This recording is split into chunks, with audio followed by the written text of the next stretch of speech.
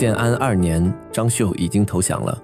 曹操率军进入宛城，城中没有经历攻城大战，没有持续的刀兵和火光，看起来一切都结束了。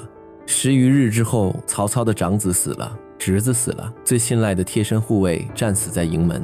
曹操自己中了流矢，骑着受伤的战马冲出宛城。一个已经投降的人，为什么会突然反叛？张绣不是普通的地方武装，他的叔父张继是董卓旧部。董卓死后，张继又与李傕、郭汜等人一同攻入长安。后来关中缺粮，张继率部南下，进攻南阳郡穰城时中流矢身亡，但他的军队没有散。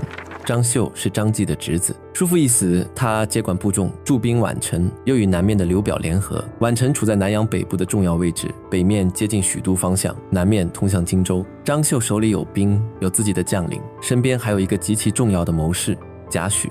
贾诩是凉州武威人，早年李傕等人准备解散逃亡时，正是贾诩劝他们重新聚兵攻回长安。后来李傕集团陷入内斗，贾诩又辗转脱身，最终到了张绣掌下。这个人最突出的地方之一，就是能在极其危险的局势里迅速判断哪条路还有可能走通。建安2年春，曹操从许都方向南征，进军豫水、宛城一带。张绣最终选择投降。正史《三国志·张绣传》写得非常简短，秀举众降，没有记载一场长期攻城，也没有留下张绣与曹操正面决战的过程。演义则进一步把这个决定写成贾诩的建议：曹军势大，不宜抵抗，不如先降。张绣接受，让贾诩前去曹营通款，随后归顺曹操。无论看哪个版本，结果都一样。曹操几乎没有经过一场惨烈大战，就让张绣停止抵抗，一切顺利的令人松懈。但秀举众降4个字很容易让人产生一个错觉，张绣已经投降，所以张绣的军事力量已经变成曹操的军事力量。后面的事实证明，事情远没有这么简单。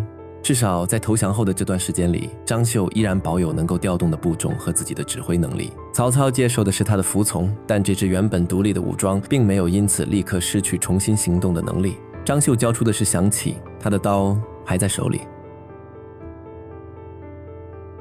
曹操进城以后，第一道裂缝很快出现。《三国志·张绣传》正文写得极其直接：太祖纳季妻，绣恨之。曹操纳了张继的妻子，张绣因此怨恨曹操。张继是张绣的叔父，也是这支军队原来的首领。张继死后，张绣接管他的部众。现在张绣刚刚投降，曹操却把张继留下的妻子纳入自己身边。演义进一步把它写成邹氏，把整个过程写得更加戏剧化。曹操得知张继遗孀貌美，将他接来。消息传到张绣那里，张绣大怒，认为曹操欺辱自己太甚。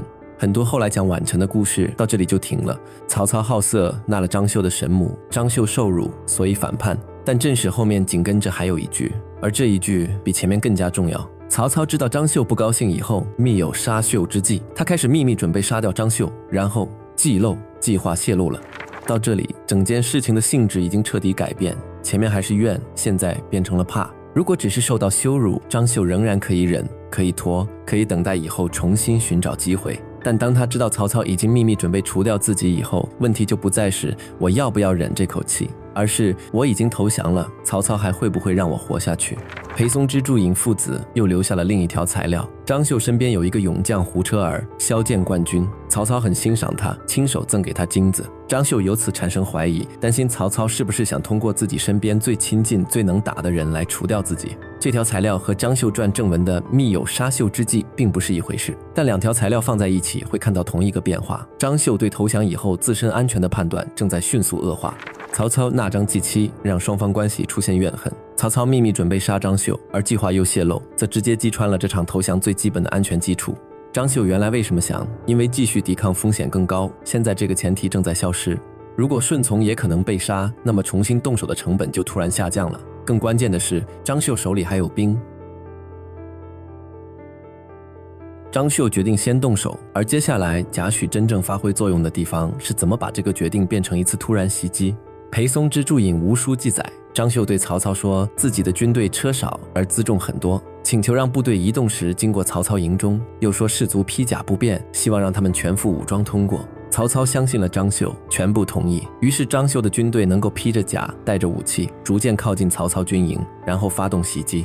演义在这个基础上又增加了一层极其著名的设计：先解决典韦。小说里，胡彻儿知道典韦勇猛，不敢正面硬拼，于是先把典韦灌醉，再偷偷盗走他的双铁戟。典韦是曹操最重要的近身宿卫之一，小说先把他的兵器拿走，就是为了让后面的夜袭显得更加危险。入夜，宛城起乱，张绣军突然袭击曹营，演义里的曹军几乎来不及准备。典韦从醉中惊醒，发现双戟已经不见，只能拿其他兵器堵住营门。这部分盗双戟的过程是小说的文学设计，正史没有写典韦先丢掉兵器，但正史里的典韦之死已经足够惨烈。《三国志·典韦传》记载，张绣反叛袭营以后，曹操交战不利，带着轻骑先行撤走，典韦守在门中，张绣军无法直接从正门冲进去，只能从其他方向进入营地。典韦身边最后只剩10余人，全部死战，敌军越来越多。典韦身中数十创，到了近身肉搏时，他甚至双手协助2个敌兵，将2人杀死。周围的人看到以后，一时都不敢逼近。典韦又继续向前冲杀，最终创伤发作，陈母大骂而死。直到他真正倒下以后，张绣军才敢上前。有人割下他的首级，传给众人观看。他死了以后，敌人才真正敢靠近。身后曹操已经在逃。曹操没有毫发无伤地离开。武帝纪记载，他在突围过程中被流矢射中。裴注引魏书还记载，他的坐骑绝影也中了箭，脸颊和腿部受伤。曹操右臂同样中箭。混乱中，他的长子曹昂也在身边。裴注引誓语记载，曹昂当时不能再骑自己的马，于是把马让给了曹操。曹操因此得以继续撤离。曹昂没有回来。同一场兵败中死去的还有曹操的侄子曹安民，长子、侄子贴身宿卫。一场本来已经结束的战争，突然在10余日以后向曹操收回了最沉重的一笔账。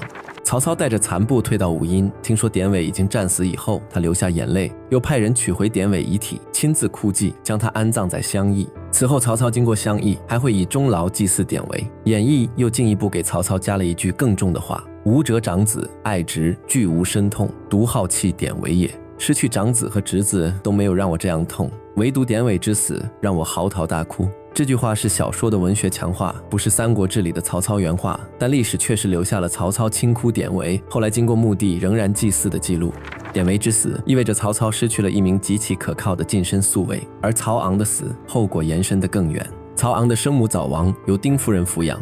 宛城以后，丁夫人一直因为曹昂之死怨恨曹操，后来离开曹家回到娘家。曹操曾亲自去接她，丁夫人坐在织机前没有理他。曹操站在他身后抚摸他的背，请他一起回去，他仍然没有回答。曹操最后走到门口，又问了一次，真的不能再和好了？丁夫人还是没有回答，曹操只好离开。一场宛城兵败不只杀掉了曹昂，他留下的裂痕后来一直留在曹操自己的家里。回到开场的问题，张绣已经投降了，为什么还会突然反叛？表面答案很清楚，曹操纳了张继之妻，张绣因此怨恨。曹操发现张绣不满以后，又秘密准备杀掉张绣，计划泄露，于是张绣抢先动手，这已经是《三国志》直接留下的因果链。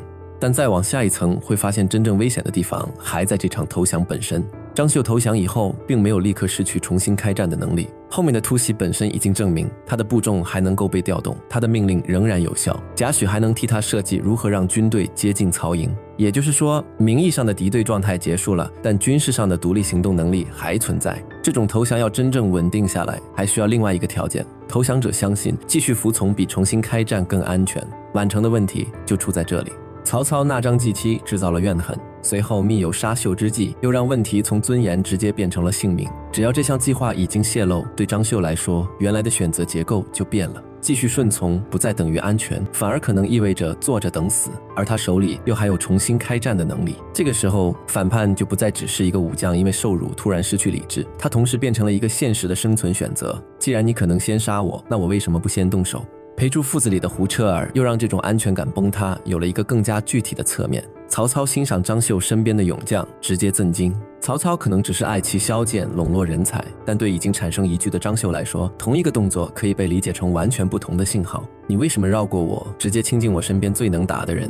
你究竟是在赏他，还是以后对付我准备一把刀？更何况张绣传正文已经明确告诉我们，曹操后来确实产生了秘密杀张绣的计划。所以真正把这场投降推回战争的，不是单独某一个动作，是双方最基本的安全预期迅速破裂。张绣已经不相信曹操会让自己安全存在，曹操也已经开始觉得张绣不能留。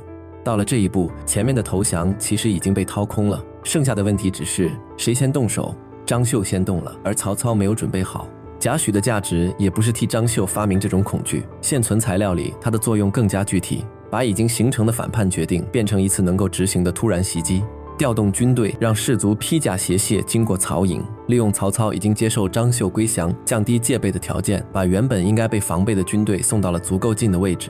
于是，一个纸面上已经结束的战争，突然制造了比正面攻城更加惨重的个人损失。这个逻辑还有一个非常值得看的后续。2年以后，建安4年，官渡大战前夕，张绣在贾诩建议下第2次投降曹操，同一个张绣，同一个贾诩，还是投曹。结果这一次没有再次出现宛城式反叛，当时袁绍也在招揽张绣，而且力量明显更强。贾诩却劝张绣不要投袁绍，反而去投曹操，理由之一恰恰是曹操此时力量较弱，得到张绣这样的部众，反而会更加重视。张绣最终再次投曹，曹操亲自握他的手欢宴，又安排自己的儿子曹军娶张绣的女儿，并任命张绣为扬武将军。第1次投降以后，双方迅速陷入怨恨、猜疑和杀机。第2次投降时，曹操则公开给出礼遇、官职和婚姻关系，把我接受你回来变成一套可以看见的政治安排。同一个人降了2次，第1次以血战结束，第2次真正稳定下来。区别当然不只是张绣变了，投降以后的关系也变了。宛城之败给曹操上的一课，并不是简单的以后不要相信降将，而是接受一个人的投降不等于已经拥有这个人。敌人把刀放低，只代表这一刻暂时不砍你。如果他的军队还在，重新开战的能力还在，而你又让他相信自己随时可能被杀，那么所谓投降就可能迅速失效。你不是在消除他重新拔刀的理由，你是在重新制造这个理由。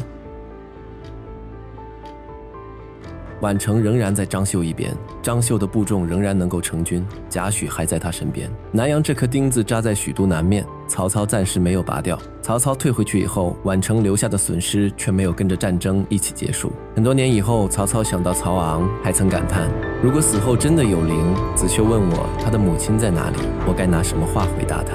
子修是曹昂的子，没有人能替他回答这个问题。